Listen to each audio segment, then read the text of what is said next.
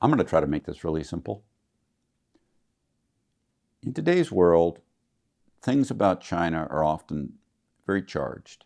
People's emotions about China are very charged. You can see that all throughout 2020 during the election season.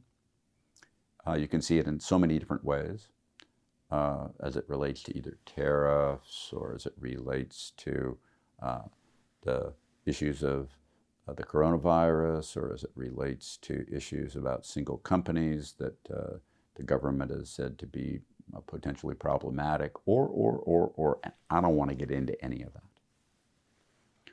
What I want to say is that what we have seen China do this year is tremendously optimistic for the rest of the world. Because, said simply, China has been a leading indicator for almost everything during this time period. They got the virus first. They locked down first. They then opened up before others. And their economy has boomed. Today, when you actually look at their economy, it is tremendously stronger and grown more since the worst of all this, and ahead in time of the rest of us, is leading us as a leading indicator. Their steel production today is now at all-time highs.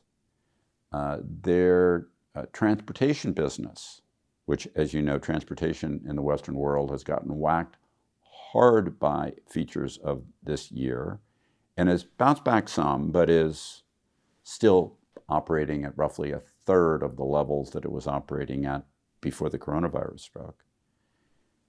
In China, it has been doing very much better. When you look at, for example, luxury goods, you can see luxury good producers selling into China at now record levels, and at levels that are above where they were when these problems all started at the beginning of the year. And so all of that as a leading, and the stock market, of course, has done better than ours, markedly. When I say better than ours, better than America's, better than Europe's, better than Japan's, better than any major nation, or the combination of major nations, like the world as a whole, which I'm always a big fan of paying attention to. So that strength of China tells you, as they've evolved so well, because they started earlier and they continue to do well, so will we. That is, will we have bumps and fits and starts along the way? Of course. But their strength should give you cause for optimism when you see how well they are doing. And then you see the progress that's been made in America, and to a lesser extent in Europe, that we're moving along a timeline that has China first, America, some of the other Asian economies doing well now and pulling along strongly, and Europe coming a little bit later.